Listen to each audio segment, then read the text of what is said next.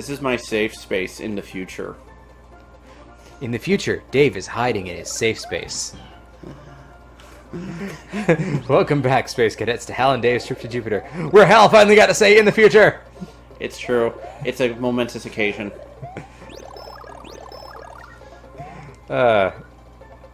We also, it is Hal's humble opinion that safe spaces should be reserved for truly important and emotionally jarring things.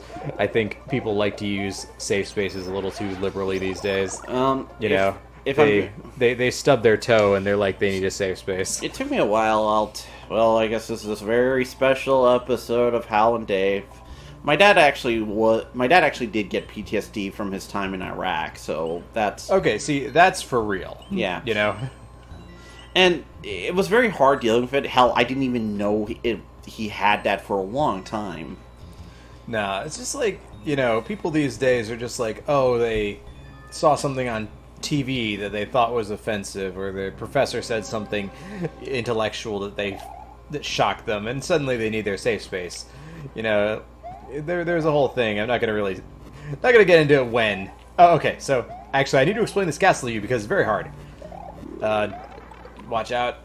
All right. So if the Magic Koopa's attacks hit the blocks that you're standing on, they turn into Koopas, which you actually want. Oh God, how do I hit the blocks?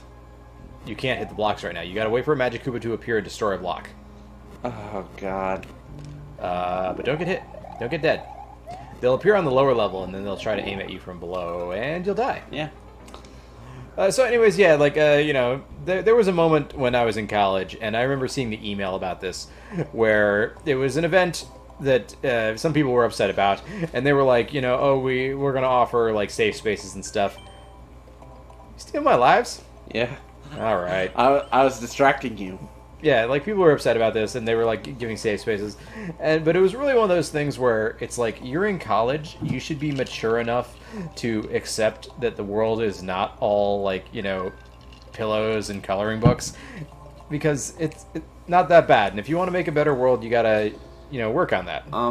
The best thing I can say in this case is to be aware of your own limitations, but don't expect the world to conform to everything. Yeah. Turtle. Here's the thing. The only time I think it's fine to complain about that stuff is if your friend forgets about it and does it by, either maliciously or accidentally messes with you like that. That's a little... No, I mean, I just think that, you're never going to agree with everything in life, and I think it's more important to face life head on than it is to, run away. I'm not going to run away. I'm not running. Yeah. I'm thinking of that old... slow down. I'm actually thinking of that old Toonami commercial with Outlaw Star and a bunch of... Oh, I love those. Yeah, Toonami was always really good about that. They were... And I love that those were very, always encouraged... Oh my god, there's so many of them! Go away! The Cape... you're dealing with the Caped Brigade. The Caped Crusaders. Ah! Luigi has... I am more powerful than ever before.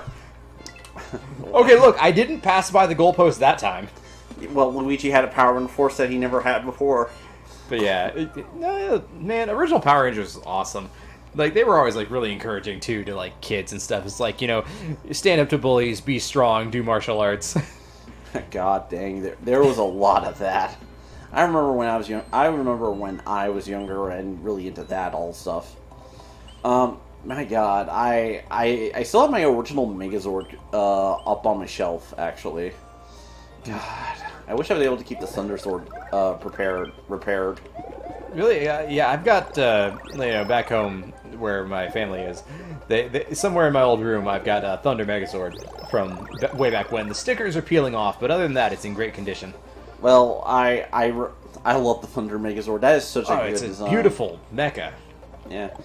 Of all things, I can't believe it's actually based on Darth... Oh, well, I'll worry about it later. Darth Vader, were you about to say? Yeah, Darth Vader was one of the bases for that mecha, actually. Really?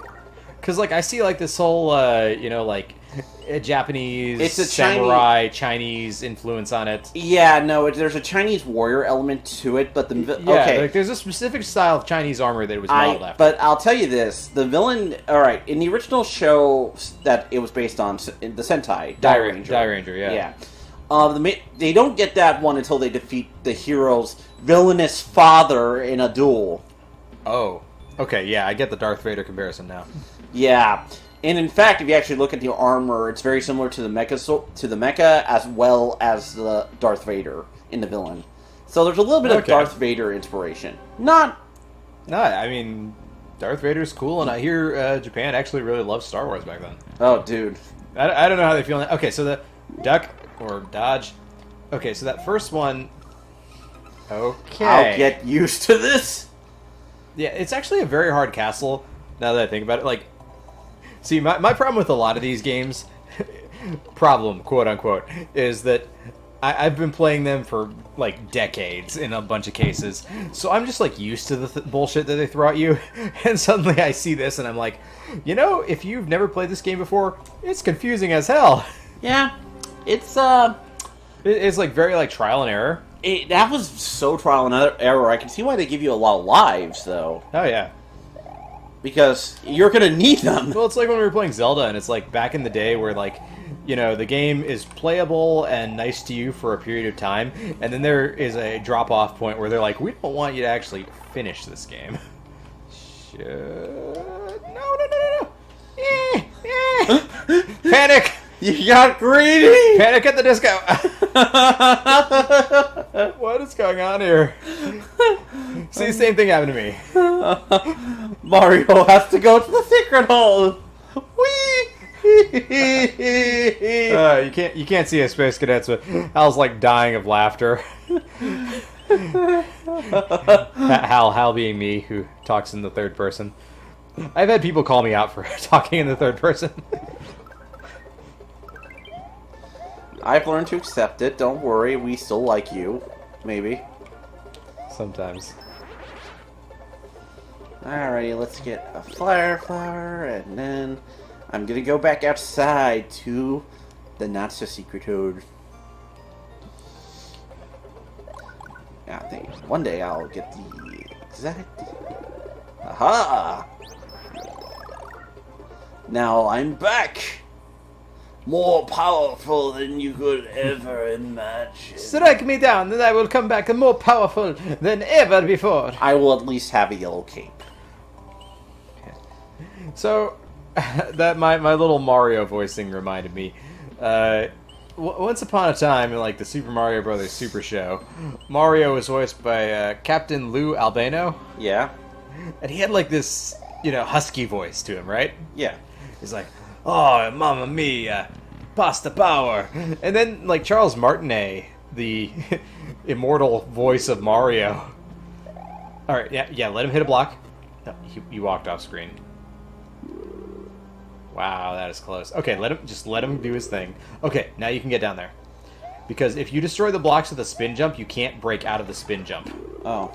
It's a very bad time. I've tried it. But hey, you're good now. Like, you can get through this part fine now. But yeah, like Charles Martinet, I don't know if I'm totally correct in this, but I've heard that he like crashed the audition for Mario, and then just started saying like everything he could with like that Mario voice that we now know and love. I could see that.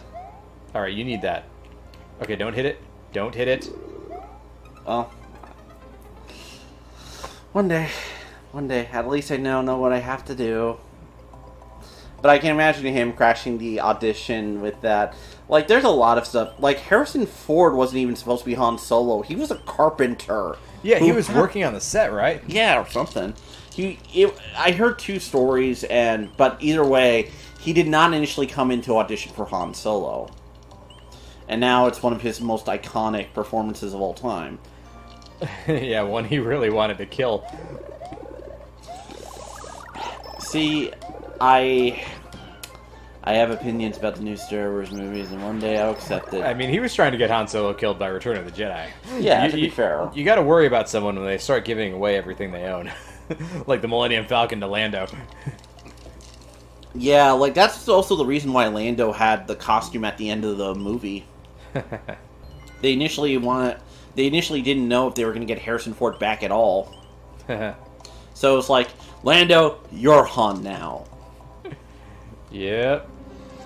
You're our Han. I mean, okay, so if we are going to talk about new Star Wars, I actually really like Kylo Ren.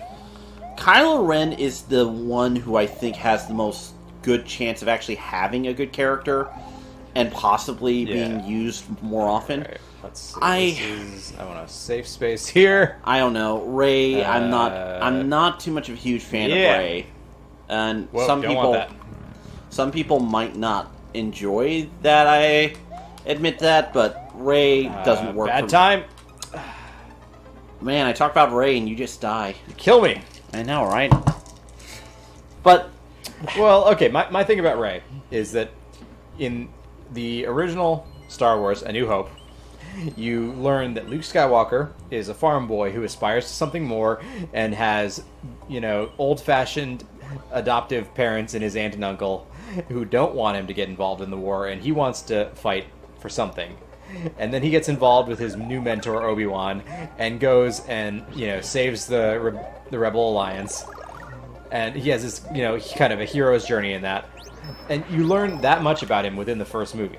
And then in Empire, you watch as he continues on with the Rebel Alliance, and he learns of his now dead mentor's other mentor, and he goes and meets Yoda and trains under him, but then is so, hot-blooded that he feels the need he must run away from his training to try to save his friends based on an ambiguous vision.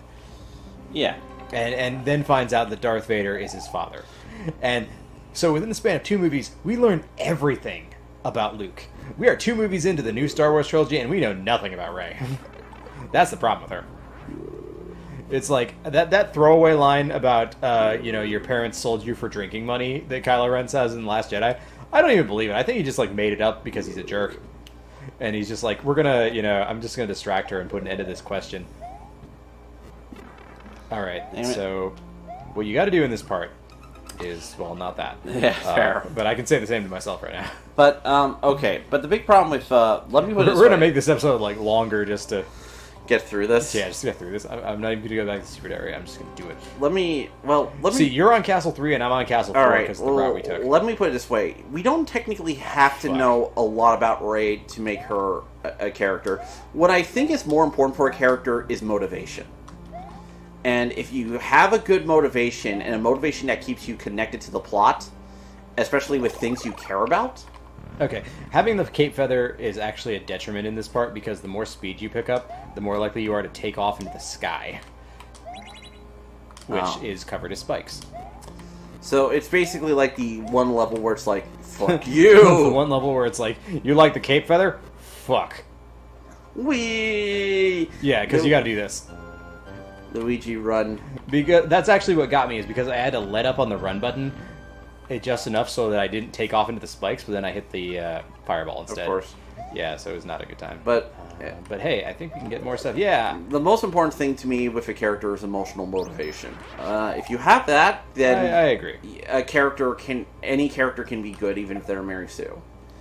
The thing with Rey is that, she's so barely connected to the plot as is that I'm just like, why should I care? Yeah, you kind of wonder why she, so readily accepted just being part of the Resistance.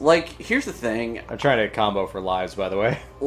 I thought that the initial idea was that she could be, a fangirl-esque thing, because in the first movie you see her wear, that would actually be really cool.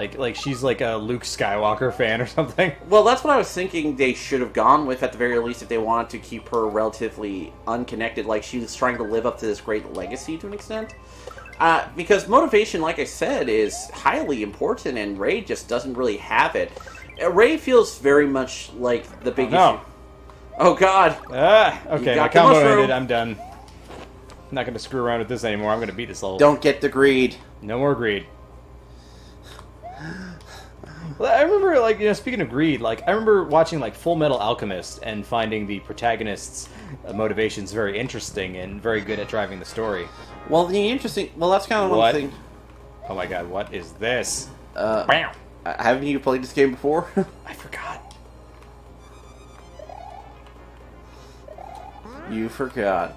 Oh god, it's Turtle Beethoven. It is! He's Ludwig von Koopa! Oh god damn it. Bring. Man, the abandoned Ninja Turtle. Oh my god, what? No, he's off screen! That's not fair. That was fucking bastard. unfair.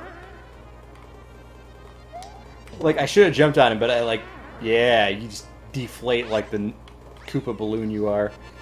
He was truly not real.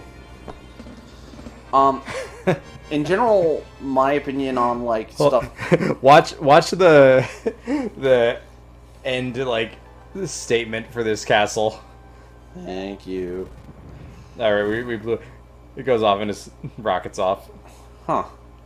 I have so many questions I don't want answered. Ludwig von Koopa's days of composing Koopa symphonies in Castle Number 4 are over. The forest of illusion lies ahead. Mario must use his brain to solve the puzzle of the perplexing force. Luigi, you did all the work, thank you. Luigi is still such a nobody. God dang it. Well, he's doing better than Waluigi.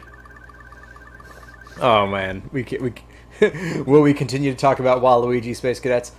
Find out next time on Hal and Dave's Trip to Jupiter.